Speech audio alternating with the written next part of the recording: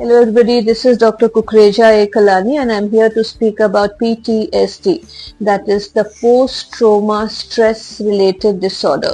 So when we talk about trauma, it could be related to a short or a long-term physical or mental abuse, domestic violence, or the patient may have experienced an accident or loss of the loved one, which has been very sudden, or there's been he has seen some wartime episodes or epidemic related events.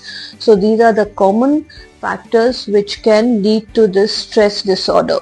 Now, what are the symptoms? He experiences the constant tormenting thoughts, nightmares, and visions about the same thing. He relives the same moment over and over again. And to escape from these thoughts, he tries and avoid all those situations or people who remind him of the old trauma. This leads to mood disorders. It also leads to, the people get addicted. To escape from these thoughts, they get addicted to drugs, alcohol. There are thoughts of suicide. So it's very important to ventilate the patient, try and understand the trauma he has been through.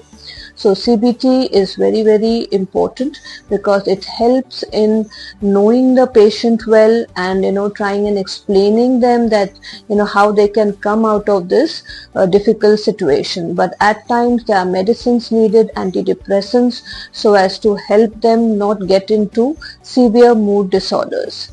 So this is all about PTSD.